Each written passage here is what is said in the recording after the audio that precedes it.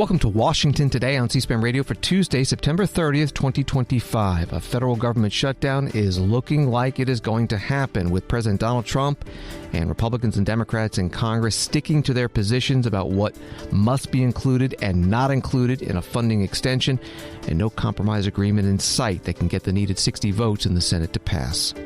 President Trump and the CEO of Pfizer announced a deal to sell Pfizer prescription drugs at lower prices to Medicaid patients.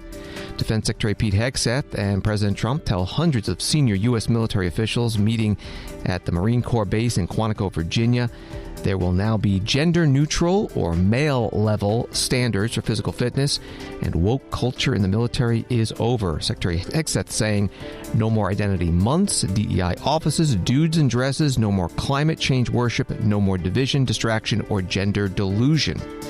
President Trump, in his remarks, also saying he wants the military to use U.S. crime-ridden cities as training grounds. A Senate hearing on the Quiet Skies airline passenger screening program today made allegations of weaponization by the Biden administration, with people put on watch lists for political reasons and not because of any real threat to public safety. And British Prime Minister Keir Starmer tells the Labour Party conference in Liverpool that Great Britain faces a battle for the soul of the country against the rise of the populist far right, represented by Reform Party leader Nigel Farage. CBS News writes under the heading, "What to Know About a Possible Government Shutdown." Democrats and Republicans in Washington remain at odds over how to fund the government and avoid a shutdown, which is set to begin at 12 a.m. on Wednesday, October 1st, 2025, without congressional action. The Senate plans to bring up a House-passed bill to keep the government funded for another vote at some point on Tuesday, but there are no signs the Democrats intend to support it. Leaders in Congress met with President Trump at the White House on Monday afternoon, but emerged from the meeting having made little progress. Republicans want to extend current funding levels for 7 weeks to avoid a shutdown, but Democrats are seeking an extension of expiring health insurance subsidies. GOP lawmakers say that issue should be negotiated separately. That was from CBS News. A reporter asked President Trump today if there will be a shutdown. Is a shutdown inevitable? And how would you describe the negotiations with Democrats yesterday? Are more meetings scheduled? So nothing is inevitable, but I would say it's probably likely because they want to give health care to illegal immigrants, which will destroy health care for everybody else in our country. And I didn't see them bend even a little bit when I said we can't do that. Okay? President Trump in the White House Oval Office. Another reporter asked what the Democrats in Congress are asking for a federal government funding extension. Say about the state of the Democrat Party when they have a 33% favorability rating on average in recent months, and they're willing to shut down the government over health care. They are shutting it down. We're not shutting it down. We don't want it to shut down because we have the greatest period of time ever. I told you we have $17 trillion being invested, so the last person that wants it shut down is us. Now, with that being said, we can do things during the shutdown that are irreversible, that are bad for them and irreversible by them, like cutting vast numbers of people out, cutting things that they like, cutting programs that they like. And you all know Russell Vogt. He's become very popular recently because he can trim the budget to a level that you couldn't do any other way. So they're taking a risk by having a shutdown because of the shutdown, we can do things medically and other ways, including benefits. We can cut large numbers of people out. We don't want to do that, but we don't want fraud, waste, and abuse. And, we're cutting that. But they want to have illegal aliens come into our country and get massive health care at the cost to everybody else, and we don't have it. And that's I would say, the number one reason that they want to strike is to get illegal immigrants health care. And, Gavin Newsom wants that, too, in California, and it's destroying California. We can't have that. We're not going to let it happen. President Donald Trump in the White House Oval Office answering reporters' questions. Story from CNN, President Trump shared a racist video on social media which appears to be AI-generated, depicting House Minority Leader Hakeem Jeffries wearing a sombrero and a mustache, and Senate Minority Leader Chuck Schumer speaking in a fake voice. Jeffries and Schumer met with Trump just hours before at the White House to discuss a looming government shutdown. That was from CNN. President Trump today referenced Congressman Jeffries when answering a question about prescription drug prices, saying that health care was part of the meeting with the Democratic leaders. He said of Jeffries, quote, "He's a very nice gentleman who I really didn't know before the meeting." Leader Jeffries today referenced the video the president posted when he led off a House Democratic rally on the U.S. Capitol steps this morning about how to prevent a federal government shutdown. Mr. President, allow me to reintroduce myself. I'm the House Democratic leader. Our caucus is 217 members strong. We serve in a separate and co-equal branch of government. We don't work for you, we work for the American people.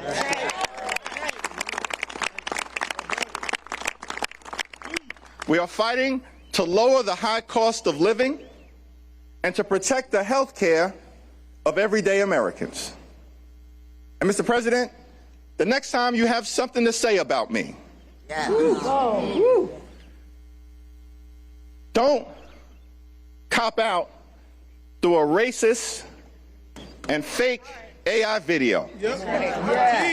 When I'm back in the Oval Office, say it to my face. Say it to my face.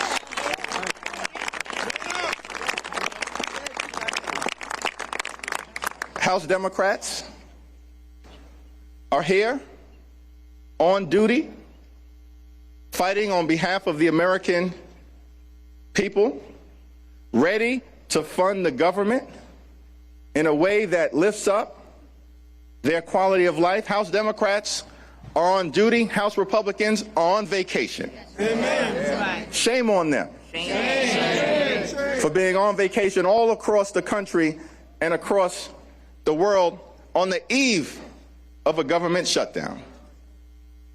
We're on duty. They're on vacation. They're on vacation because they'd rather shut the government down than protect the health care of the American people. That's unfathomable. That's unacceptable. That's unconscionable, and that's un-American. That's right. Do your job. Do your job. As opposed to being missing in action. The House Minority Leader Hakeem Jeffries, Democrat from New York, at a rally on the U.S. Capitol steps with other House Democrats, also invited a Medicaid recipient, somebody with Obamacare insurance, and an official with the Ohio Nurses Association. U.S. House Speaker Mike Johnson, Republican of Louisiana, was interviewed today on CNBC, saying that Congressman Jeffries and the Senate Minority Leader Chuck Schumer are the ones that need to, quote, come to their senses and vote for the Republican-written 7-week extension of government funding to avoid the shutdown. Speaker Johnson was asked whether there's anything the Democrats have requested that may be part of a compromise.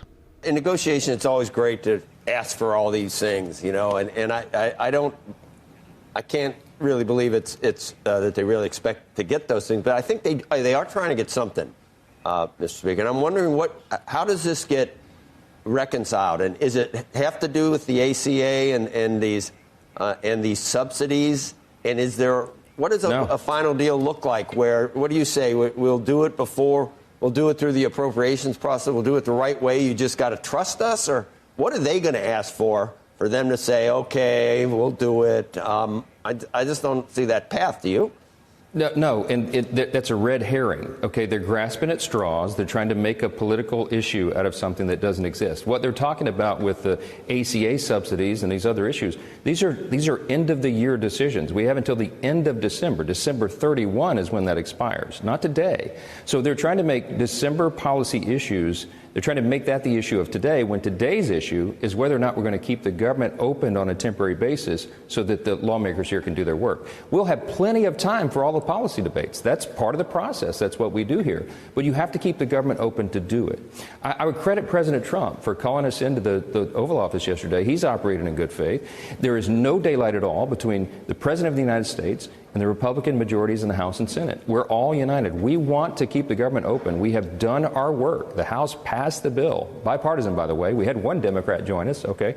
But they have to have 60 votes in the Senate Chuck Schumer's got to release a handful of people to come along to do the right thing and keep the doors open for the country. What happens if they don't? This is really important. I mean, the markets will be rattled, I'm sure, because of the uncertainty that we don't need to be adding into this.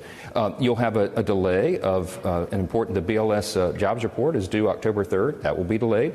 But importantly, real services, real benefits that the American people depend upon. Troops won't be paid. TSA agents won't be paid. The WIC program, the Women, Infants, and Children Nutrition Program, and other food services will be delayed. FEMA services won't be provided. We have 2 hurricanes off the coast of the United States right now. I mean, we're in the middle of hurricane season. This is serious stuff. And Chuck Schumer and Hakeem Jeffries are playing politics with all these people in the American People's Services. And they're willing to do it for political cover. That's the game. They can't face their far-left base. House Speaker Mike Johnson, Republican of Louisiana, today on CNBC. U.S. House met for a pro forma session today. No legislative business scheduled. Fox News writes that House Democrats made a last-ditch effort to pass their own government funding proposal on Tuesday, which was quickly scuttled by the GOP. They write that Democrats are pushing a short-term extension of the current federal funding levels, called a continuing resolution, or CR, through October 31st, which also includes a host of left-wing policy writers derided by Republicans as non-starters. With the deadline to avert a government shutdown less than 12 hours away, Democratic lawmakers gathered on the House floor with the intent of calling for unanimous consent to pass their bill. It takes just one House Republican to block such a move, which appears to be what Congressman Warren Davidson, Republican of Ohio, was poised to do. Dozens of Democrats, meanwhile, were gathered on the floor to await the move. But the Republican designated to run the floor for the day, Congressman Morgan Griffith, Republican of Virginia, ignored their yells of Mr. Speaker. He instead gavelled out the House's brief session without acknowledging them at all. Sparse chants of "shame on you" could be heard from Democrats after the session ended. That was from Fox News. This is what it sounded like. Pursuant to Clause 13 of Rule 1, the House stands adjourned until 3:30 p.m. on Friday, October 3rd at 2025. And after the House adjourned today, Congressman Troy Carter, Democrat from Louisiana, posted this video. We're on the House floor. Republicans refuse to recognize us, to have the floor to talk about keeping the government open. Notice the right side of the chamber completely empty. That means Republicans are not here. They're not here to fight for the American people as we are. They're not here to stand up to make sure that the lights stay on. They're not here to make sure that our veterans are paid. They're not here to make sure that government doesn't shut down. Our soldiers who are protecting us at home and abroad will not be paid. Our senior citizens waiting for the Social Security checks will undoubtedly be delayed.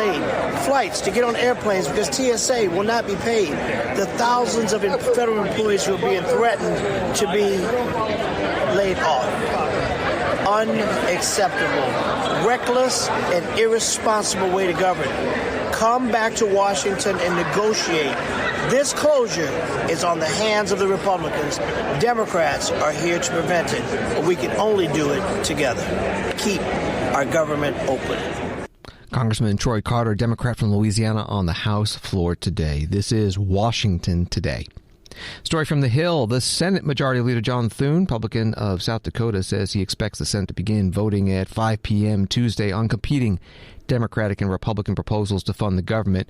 But both proposals are expected to fail to advance, putting Washington on the path to a government shutdown that will furlough tens of thousands of federal workers. That was from The Hill. The Republican version is to fund the government through November 21st. The Democratic version would fund the government through October 31st and also permanently extend Affordable Care Act, enhanced health insurance premium subsidies, and restore almost $1 trillion in Medicaid cuts. Both of these versions failed in previous votes in the Senate to get the 60 votes needed to advance. Senator Thune spoke this morning on the Senate floor. Democrats are so committed to shutting down the government, they're rejecting a clean, nonpartisan, short-term funding extension, the very same kind of extension that, as I mentioned, they supported 13 times during the Biden administration. So what's changed, Mr. President? I think we all know. It's not that the problems with the shutdown have changed. All those quotes that they said, I assume maybe they still believe them. is that the Democrats' far-left base and far-left senators have demanded a showdown with the president. And the Democrat leaders have bowed to their demands. And apparently, the American people just have to suffer the consequences. Now, Mr. President, when I took office as Majority Leader, I made it clear my commitment to regular order, in particular to a bipartisan appropriations process. And I've delivered on that. We've passed 3 of the fiscal year 2026 appropriations bills with strong bipartisan margins here in the Senate, and I am eager to get back to bipartisan appropriations work. And that's why Republicans have put forward a clean, nonpartisan, short-term funding resolution to keep the government open, to enable us to finish that appropriations work. We wanted a completely non-controversial bill so that no one would be inclined to vote against it, and so that we could get back to funding the government the way it should be funded, not through endless CRs, but through thoughtful, considered, year-long appropriations bills. But, Mr. President, the Democrats just can't take yes for an answer. Senate Majority Leader John Thune, Republican of South Dakota, today on the Senate floor. He was followed by the Senate Minority Leader Chuck Schumer, Democrat from New York. So the leader will say it's clean. No, it's not clean, because there was no discussion. Every one of these times I went to the Republican leader and said, what do you need? What do you want? And in many cases, we had to significantly change the bill. One of our bills had aid to Ukraine. The Republicans didn't want it. To avoid shutting down the government, we talked to them, negotiated, and took it out. But not once was there any bipartisan discussion or talk on this bill. We wanted to give our Republican colleagues a chance. That's why some of us back in March said, okay. But we saw what happened after that. We saw a decimation of health care in the BBB. So bad right now that 80% of Americans support renewing the tax credits of the ACA. We saw them use rescissions, pocket rescissions, impoundments to undo what was done in the legislative process. So the world has changed, but that one way it's changed, and there are several, and I'll get to those, one way it's changed is there was no discussion. And we asked to have meetings. Hakeem Jeffries and I asked the leader and the speaker to sit down with us as early as July. They didn't. The job of a leader is a bipartisan negotiation. And the appropriators, which you'll say are discussing things. But the two issues we care about,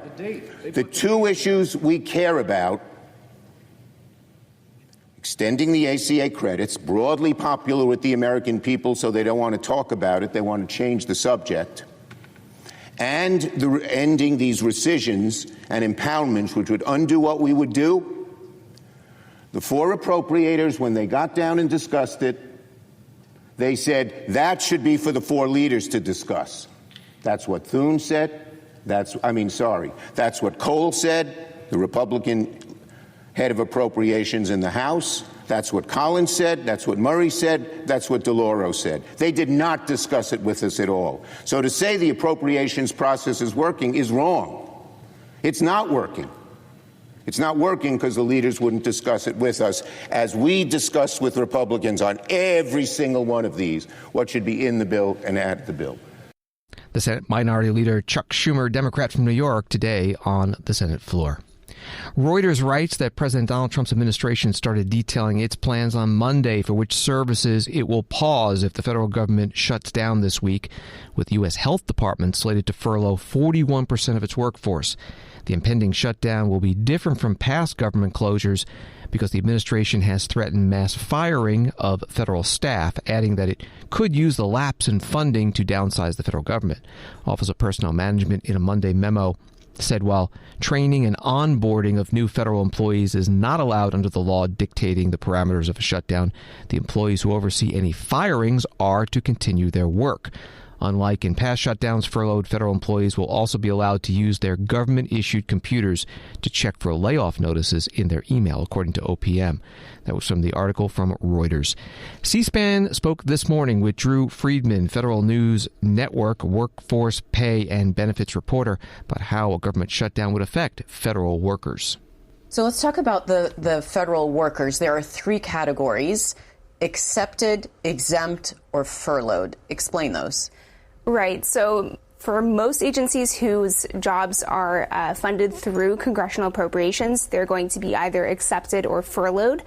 So an accepted employee is someone who works, for example, in public safety or a position that is considered essential to continuing life and property, or expressly in law that they're going to have to continue working in a shutdown. They continue to work during a shutdown, but don't get paid until after the shutdown ends. Furloughed employees have to stop working during a shutdown entirely, and they are guaranteed back pay similar to accepted employees, but not until the shutdown ends. And then the third category you mentioned, exempted employees. Those are federal employees who work in positions that are funded outside congressional appropriations. Therefore, they continue to work and get paid during a shutdown as normal. So, as an example, the federal troops, the National Guard that are deployed in Washington, D.C., that are going to be deployed in Portland, they would still have to work but not get paid. Something like ICE agents would be working but not get paid. That's right. There's a lot of positions like those dealing with public safety, for example, so law enforcement, border security, air traffic control, things like that are going to continue throughout a government shutdown. Those employees do continue to work. They just won't get paid. Again, they are guaranteed back pay once the shutdown ends. But yes, National Guard and other things that are considered essential or accepted for a government shutdown purposes, they would continue working. Now, there was a memo from the White House's Office of Management and Budget put out last week saying a reduction in force plans during a shutdown, so that there would be mass layoffs of government employees if the government does shut down. Explain how that would work. Is that legal? And who would be targeted for those reduction in forces? So the shutdown itself does not give additional authority to the Trump administration to conduct reductions in force, but they do have that authority.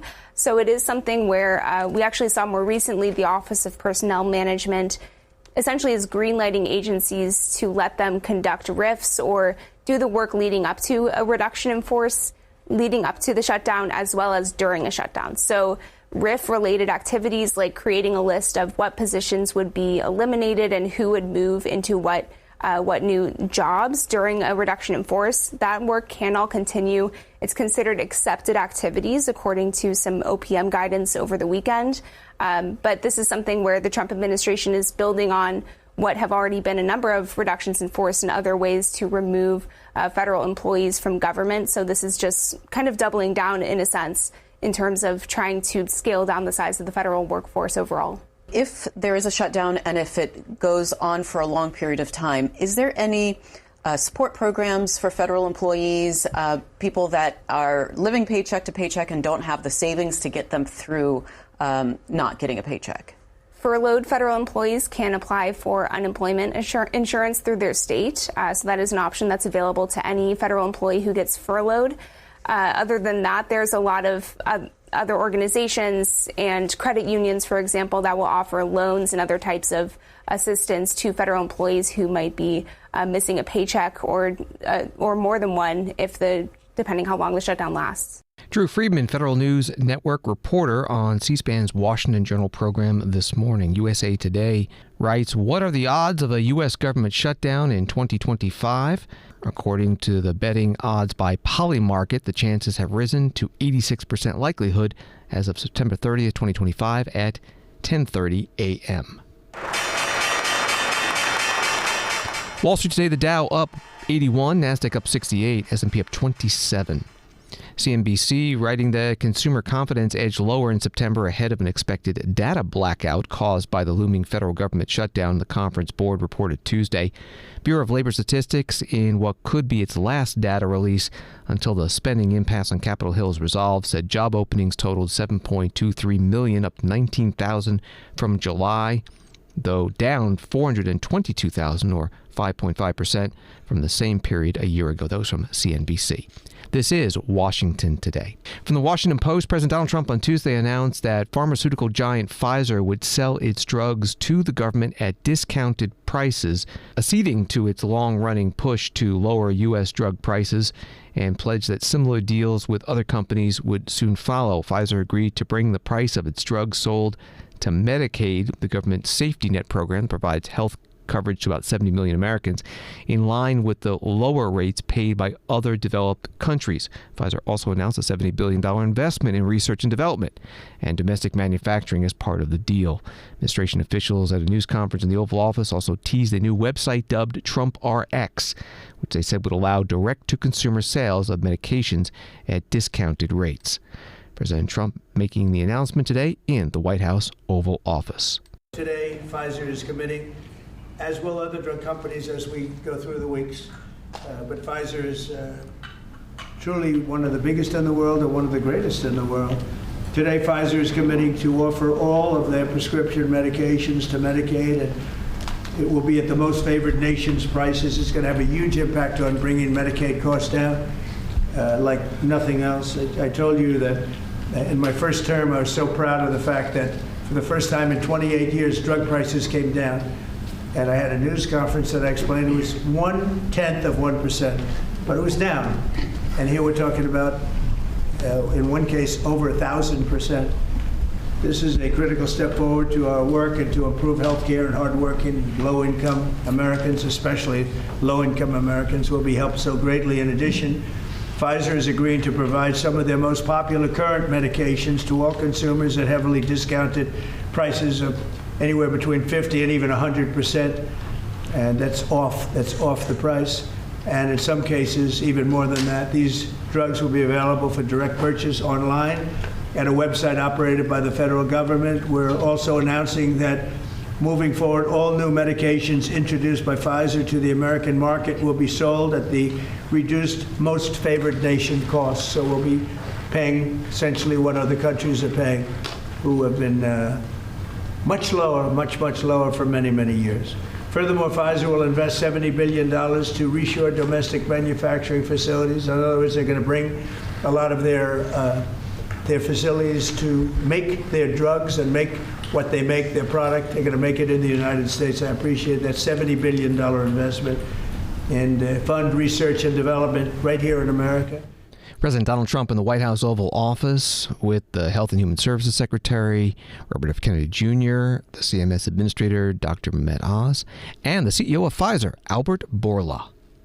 So it's an historic day because I think today we are turning the tide and we are reversing an unfair situation. For years, other rich nations refused to pay the fair share for the medical innovation, and as a result, Americans had to assume disproportional cost on their shoulders. This situation, we all knew, is not sustainable. This situation is a situation that many wanted to change, but no one could. This is changing today with this agreement. In July, the President sent to me and other heads of pharmaceutical companies a letter. And over there, he articulated 4 specific requests. These requests, it was obvious to us, were designed to lower drug cost in the America in different ways, each one of them. And altogether, holistically, to have synergistic effect in the impact that that will have in the US healthcare cost and patients. With this deal that we signed today, we satisfied all 4 of President's requests, all 4. The big winner of this deal clearly will be the American patient. There is no doubt about it. They are the ones that will see significant impact in their ability to buy medicines. But I would argue that it is not the only winner. I think who else is a winner here? It is American innovation and American economy.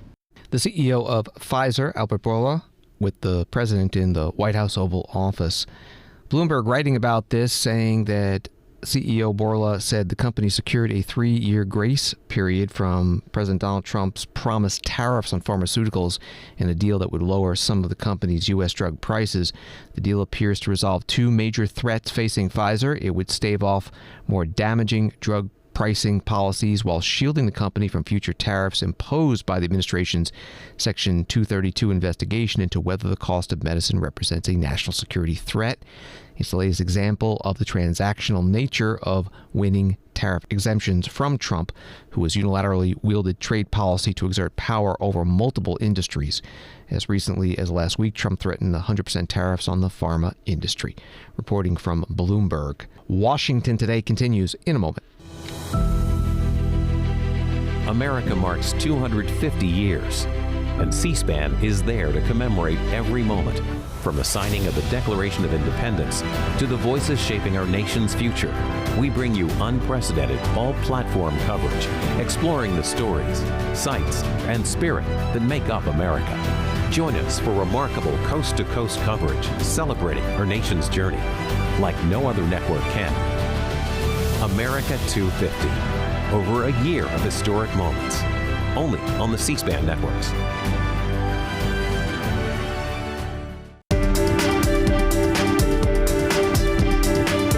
Welcome back to Washington Today, available as a podcast on the free C-SPAN Now mobile app and wherever you get your podcasts.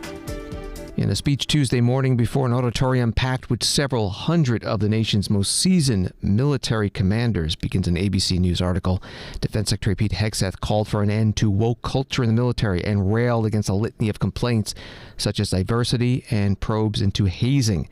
Hegseth called for no more division, distraction, or gender delusions.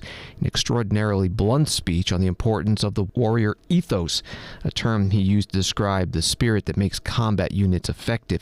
Hegseth issued new directives that will raise physical standards for everyone in uniform to a male level, toughen grooming standards, lift restrictions on rules of engagement, do away with racial quotas, and end restrictions on hazing for boot camp recruits. That was from ABC News. Here's part of the speech to the commanders at the Marine Corps base in Quantico, Virginia, by Secretary Hegseth. We must restore a ruthless, dispassionate, and common sense application of standards. I don't want my son serving alongside troops who are out of shape, or in combat unit with females who can't meet the same combat arms physical standards as men, or troops who are not fully proficient on their assigned weapons, platform, or task, or under a leader who was the first but not the best. Standards must be uniform, gender neutral, and high. If not, they're not standards. They're just suggestions. Suggestions that get our sons and daughters killed. When it comes to combat arms units, and there are many different stripes across our joint force, the era of politically correct, overly sensitive, don't hurt anyone's feelings leadership ends right now. At every level, either you can meet the standard, either you can do the job, either you are disciplined, fit, and trained, or you are out. And that's why today, at my direction, and this is the first of 10 Department of War directives that are arriving at your commands as we speak and in your inbox. Today, at my direction, each service will ensure that every requirement for every combat MOS, for every designated combat arms position, returns to the highest male standard only. Because this job is life or death. Standards must be met. And not just met, at every level we should seek to exceed the standard, to push the envelope, to compete. It's common sense and core to who we are and what we do. It should be in our DNA. Today, at my direction, we are also adding a combat field test for combat arms units that must be executable in any environment at any time and with combat equipment. These tests, they'll look familiar. They'll resemble the Army Expert Physical Fitness Assessment. or the Marine Corps combat fitness test. I'm also directing that warfighters in combat jobs execute their service fitness test at a gender-neutral, age-normed male standard scored above 70%. It all starts with physical fitness and appearance. If the Secretary of War can do regular, hard PT, so can every member of our joint force. Frankly, it's tiring to look out at combat formations, or really any formation, and see fat troops.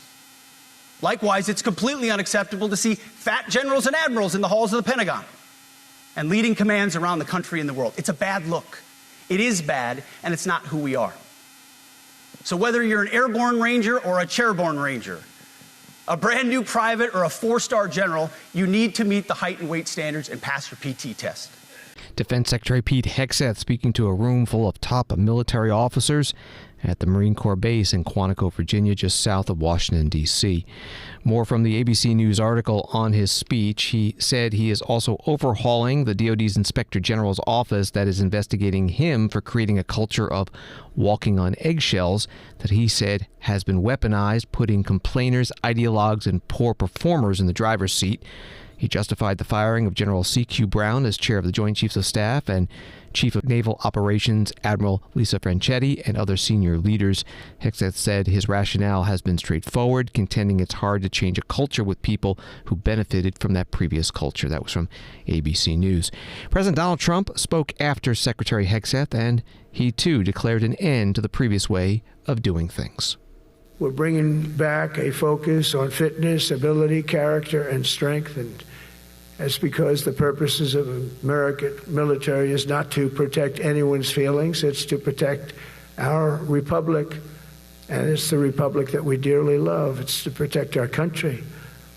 We will not be politically correct when it comes to defending American freedom, and we will be a fighting and winning machine. We want to fight, we want to win, and we want to fight as little as possible. You have to count on people like me to keep you out of wars, because we don't want to go into wars. Many of the wars that I just told you about, we could have entered those wars and settled them in a different way, lose a lot of our troops.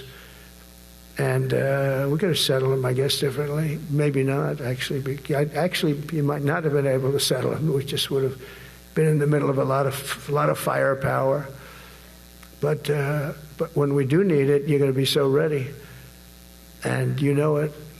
But very importantly, with that goal in mind, I've committed to spending over $1 trillion on our military in 2026, and that's the most in the history of our country. $1 trillion, that's a lot of money. I hope you like that.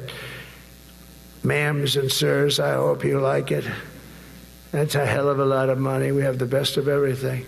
President Donald Trump speaking to the U.S. military generals and admirals today. Washington Post writing about another part of his speech.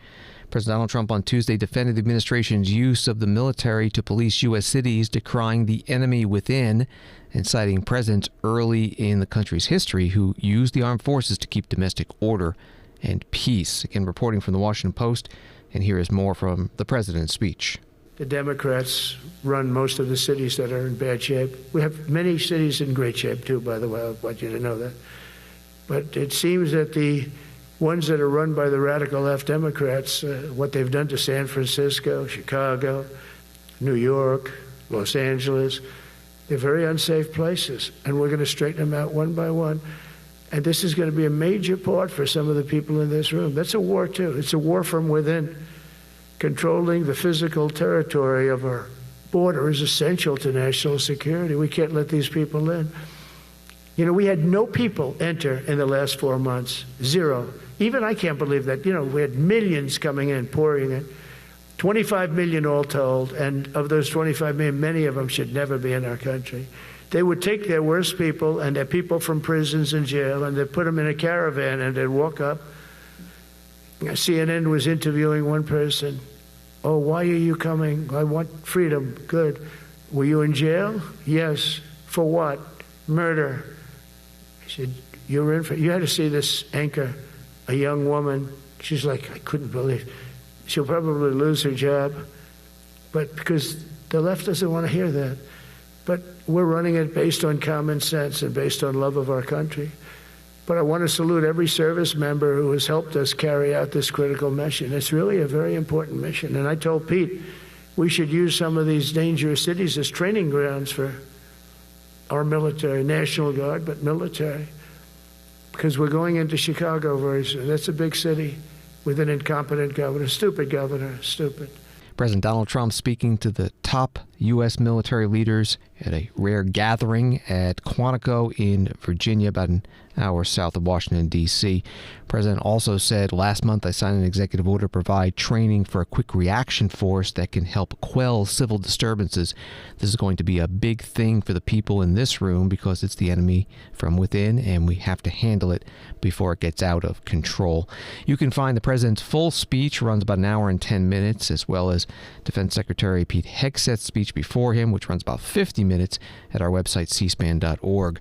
Governor Gavin Newsom, Democrat of California, posting a bit of President Trump's speech today, and writing this speech should terrify anyone who cares about our country. Declaring war on our nation's cities and using our troops as political pawns is what dictators do.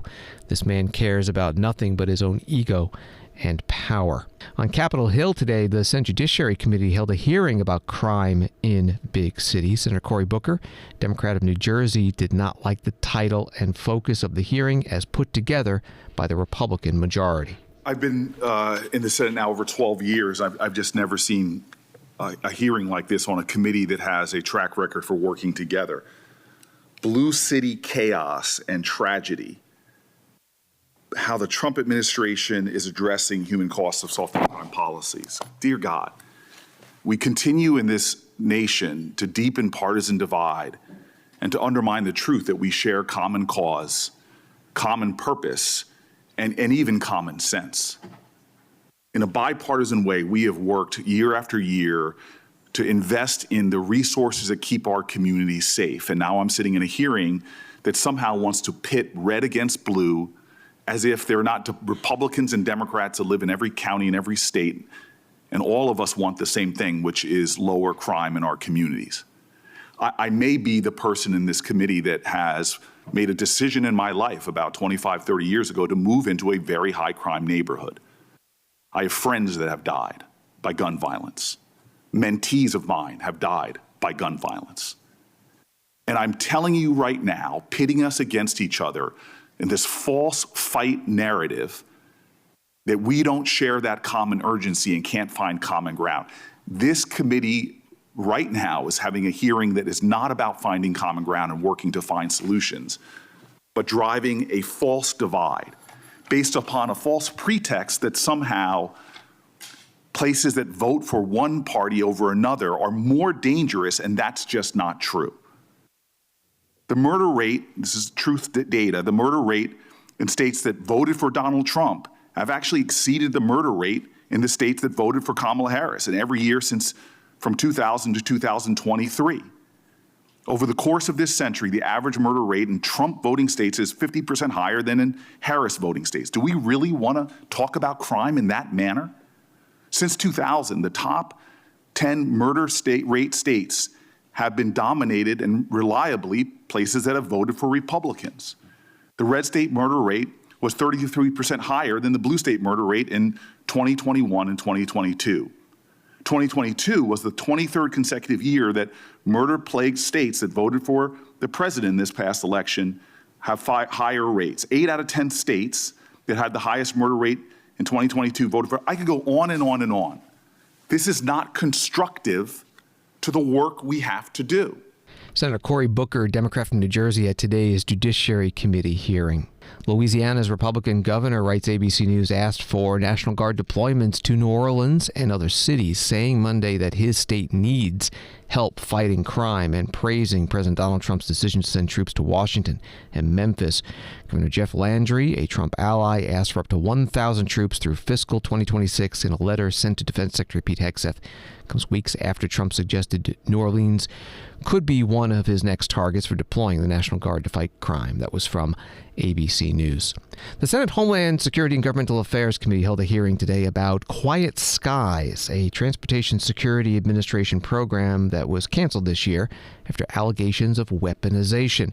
Washington Times article says the TSA and federal air marshals retaliated against adversaries of President Biden by sticking them on secret scrutiny lists and tracking their air travels, the Department of Homeland Security said Tuesday, admitting to widespread abuse during the previous president's term. That was from Washington Times. One of the witnesses at today's Senate hearing was Mark Crowder, senior federal air marshal for TSA, who says his wife was put on a terrorist watch list after falsely being accused of entering the U.S. Capitol building during the January 6, 2021 attack on the U.S. Capitol. Here he is questioned by Senator Joni Ernst, Republican of Iowa. $200 million a year was spent on a program that was weaponized by the Biden administration to target political opponents, including patriotic veterans like former Congresswoman, now Director of National Intelligence, Tulsi Gabbard. The program covered over 180,000 flights since 2018 and did not stop a single terrorist attack, as many of you noted. I thank Secretary Noem for ending this wasteful boondoggle of a program and ensuring that TSA and DHS resources are used effectively to focus on keeping air travel safe rather than spying on and harassing law-abiding citizens. So, Mr. Crowder, I will start with you. I am so sorry to hear about the political targeting by the Biden administration against your family, and I thank you for your service to our fantastic country. Your testimony highlighting TSA and federal air marshal resources being diverted to track and harass the families of those sworn to protect Americans and make air travel safer shows what was wrong with the awful Quiet Skies program. But this program is not the only boondoggle that has existed under TSA and DHS in recent years. Since 2017, the DHS Inspector General has highlighted unresolved recommendations about how Federal Air Marshal Service contributions to aviation security are questionable. So questionable, in fact, that as much as $394 million is being perpetually misused. Mr. Crowder, can you share any suggestions for TSA and DHS safety changes you and your colleagues might have?